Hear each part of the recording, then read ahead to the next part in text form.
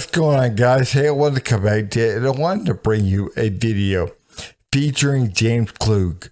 And James is walking around at a Moms for Liberty event, and he is talking to folks about book banning.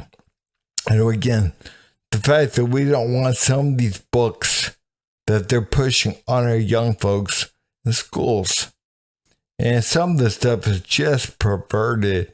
And I've seen some of the stuff, or looked through some of the stuff, and it really truly is. But he is walking around talking to folks about that. And you start to realize, man, just how brainwashed some of these folks are into believing that the only way to support the LGBTQ type folks is by allowing the stuff. And again, we have got to understand that this stuff is just straight perversion, straight porn. And we don't need to allow that in our schools. We don't. What's going on, everyone? James Klug here. You often hear Democrats talking about how Republicans are banning books, but what books are those? And more importantly, what's in them that people are finding offensive? Today, I'm in Philadelphia at the Moms for Liberty Summit to find out. Let's go talk to some people.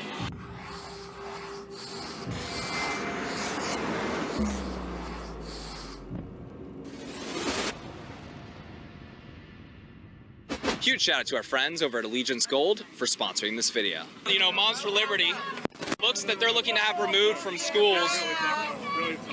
Why are you shutting down her voice right now? I'm a guy, actually. No one's trying to shut down your voice. We don't speak to fascists, so we're good. I'm not a fascist. Okay, we're good. We're good. Why are you guys protesting Moms for Liberty? Because they're pretty much against all the things that I value. They're basically for authoritarian government. They're against democracy. They're anti-LGBTQ people's existence. And I'm very comfortable now not calling these people fascists as a way of insulting them or calling them names. You genuinely mean it? Descriptive, historic meaning, and there's no other way to categorize them. We're obviously here at the Moms for Liberty Summit. We're speaking with some protesters. We'll start with the first accusation that they've made, and that is that Moms for Liberty represents and supports fascism. Are you a fascist? No, I'm not. Are you guys fascists? I'm not. Are you? I am not fascist. No, I am not. I am a proud American who love this country, the land of opportunities. You're here at Moms for Liberty. You're obviously not a part of it, but you're here, you know, working the event and all that stuff. Are you a fascist, and do you think that these people come off as fascists? Well, last time I checked, I was not a fascist. And I actually know both the founders, Tina and Tiffany. They're moms. You know, they're just regular people. They're very humble. You know what, guys, man, we truly got to understand they don't want gay people not to exist. They're not about that. Not at all. Again, what they're trying to do is keep certain things out of our schools, which, again, we need to. We don't need our kids learning certain things in schools, again, especially at certain ages. You know, again, they're there to learn reading, writing, math, history. They don't need to be taught certain really political agendas, is really what it is, man. Certain ideologies, you know, to go along with a certain line of thinking with a certain agenda in mind. And we have got to understand that we don't need to brainwash our kids. They're kids. They don't need to be seeing some of this perverted nonsense. They don't. When they say that we're Nazis, it's funny and silly to me, and I just don't. All we're doing is trying to protect our children, save America, and that's all that we're doing. So, and of course, empowering parents. So, of course not. No fascist. Nope. All right, so we got that out of the way. Yes, All right. correct. What would some examples be for you that would kind of show you that this is more of a fascist group? I have an answer to that. Because besides their platform, which is anything but freedom or liberty, what they do is they harass and intimidate people who want to speak out against what they're doing. On the local level, there has been harassment and intimidation by this group. And again, they are not for the values that any American should cherish, regardless of their political party or affiliation, or if they're not even politically minded, because this isn't the American way to say that teachers and librarians can't decide which books are appropriate. And they have that agenda to build from the so-called grassroots parents' rights. That's how they get people hooked in who aren't really paying attention. It's not about parents' rights. We got to understand that she did not answer the question. She did not define why Monster Liberty is a fascist organization. She didn't. She did not define that. She couldn't. She gave a bunch of things like, well, they're not about liberty, man. They're not about liberty. You know, they tell you they're some kind of grassroots, you know, whatever, man. That's how they get you.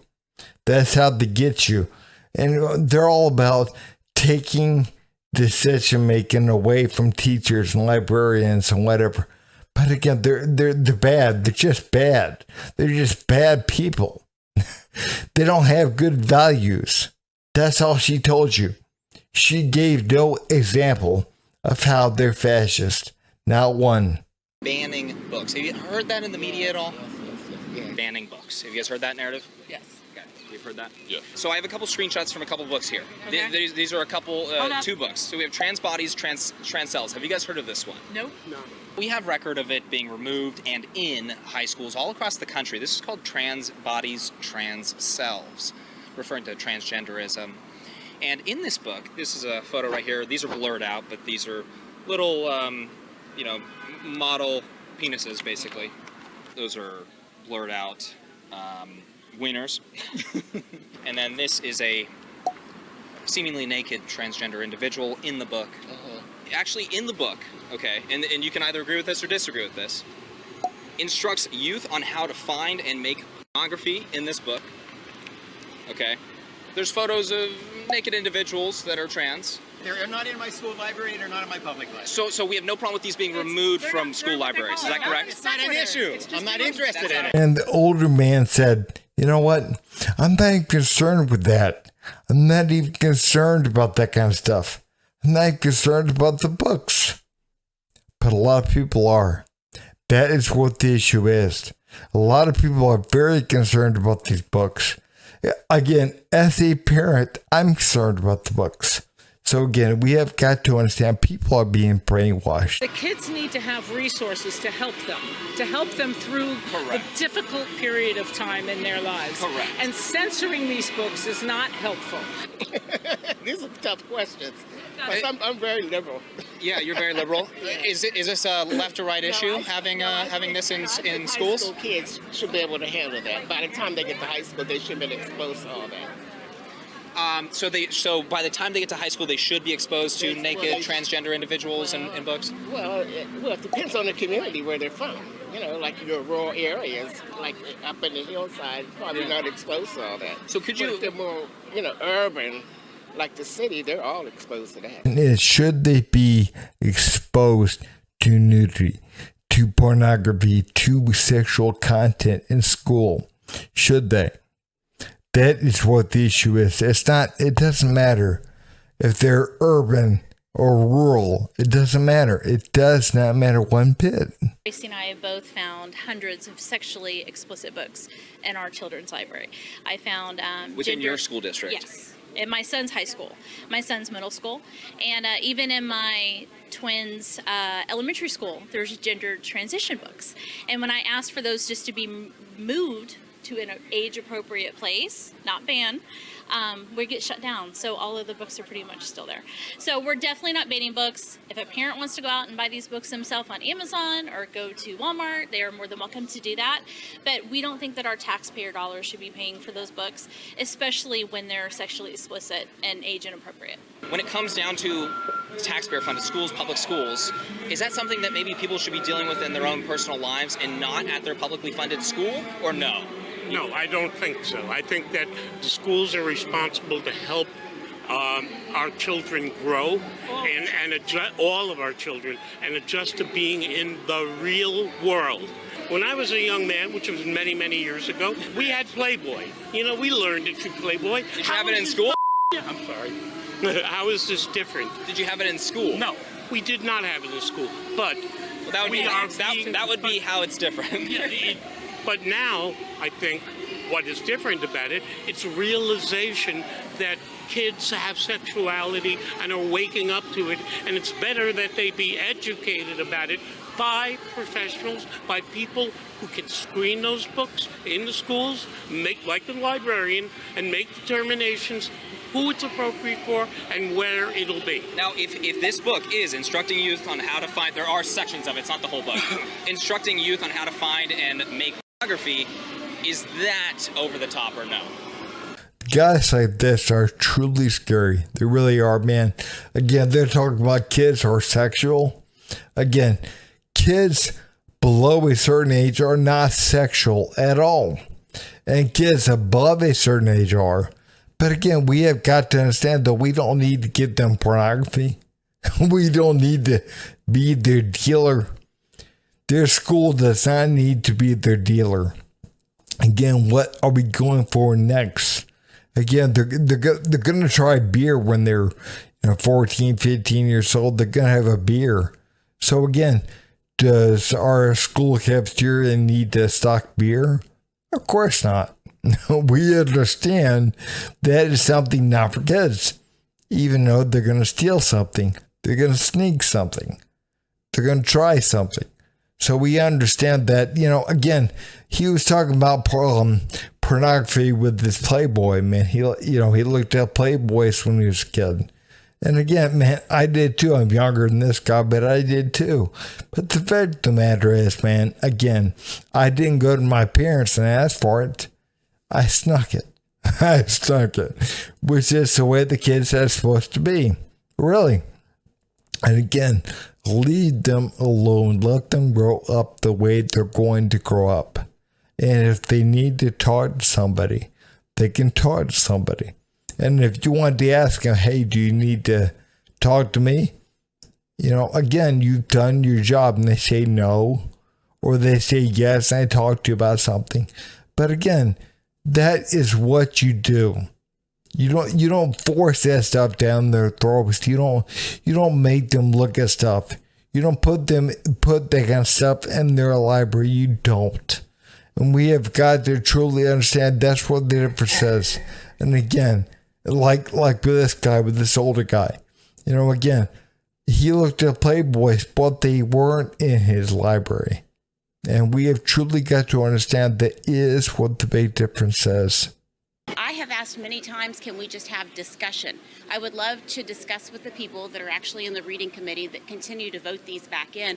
Why do they think that that's appropriate? Convince me. Yeah. Show me I'm wrong, that this is appropriate for children, middle school, high school, even elementary. We found some inappropriate books in our elementary school, but they won't even let us discuss it. No. And so that's the question that I have is why won't they sit down, have a civil discussion with us? You're fighting for open dialogue, basically, when it comes to this. Absolutely. We will talk to anyone, but nobody wants to talk about it. They just want to say you're banning books, you're a fascist, you're a Nazi, we're not talking to you, and that's it. They close the discussion out. We need to be able to talk in America today. If we're going to fix America and save America, we need to have open discussions. And that's, I think, a big part of the problem is the two sides just aren't talking and communicating. The left, they don't like to debate anything. They don't like to talk about anything. They truly don't. Why? Well, again, we have truly got to understand that they don't want somebody that can cut open their ideology and lay it to bear. They don't want somebody to expose what they're doing. They truly don't. Again, that's why they don't talk to, the moms of liberty. They don't want to. They don't want to because, again, their whole ideas would be exposed. These people that are against the Moms for Liberty, their ideas would be exposed. They would be exposed. And again, we have to understand that's why the left, they don't want Kennedy and Joe Biden debating. They don't want that because they understand that Kennedy would kill Joe Biden. And again, man, even if Joe Biden was in his top form, he would get killed. Kennedy would kill him. Why? Because Kennedy would cut open the ideology and lay it to bear at everyone's feet. People can see exactly what's happening. And they don't want that. They don't want that to happen. They're scared of that. So they're scared of people who can actually lay it open, lay to bear what they're teaching. And what they're teaching is true evil. Genderqueer, do you have that one there? Yeah, that's another one. That's one that should be required reading for every adult in the country. Yeah. Okay. It's a great, And it can be very helpful for students in school. The adult graphic novel section of my public library. I have my own personal copy, and it should be required reading for all of those people. So right here I have Genderqueer, and I don't know if you guys are familiar with this one, but this is available in many middle schools, high schools, maybe even earlier in some places all over the country. Just a couple pages for you I'm going to show you. So right here, there's this minor that got a new fun sex toy, and I apologize for the graphic footage, but I do want to show you someone performing oral sex. Should this be available for middle schoolers? Middle schools, I would go along with middle school, but not elementary. You would go middle school? Yeah. You know, if you're talking about middle school and, you know, kids are curious, I think it's perfectly appropriate. There's no way I'd ever call that book pornography. Okay. I've read it. So you think maybe middle schoolers, maybe they're 11 years old, should they be seeing how to blow a on? No, I don't. No. No? So you changed your You know what, guys, man? What happened to focusing on math, reading, writing, history? What happened to that? Again, if you're going to teach sex ed, what happens, you know, when you go through puberty or whatnot, that's one thing. But teaching kids how to give oral sex to somebody's fake appendage, come on, guys, man, that is just wrong. That is just sick. And somebody needs to get their head examined as to why they would even put that in school. People have got to understand that, again, we truly got to question people that would want this kind of stuff in the schools. We would.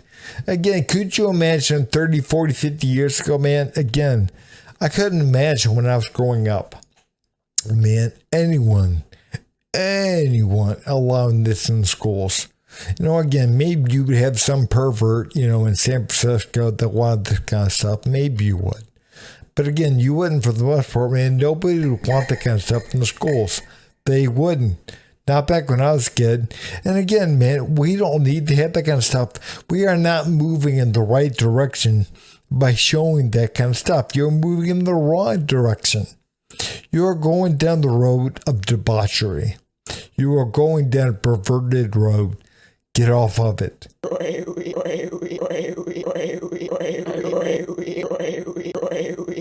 You son of a.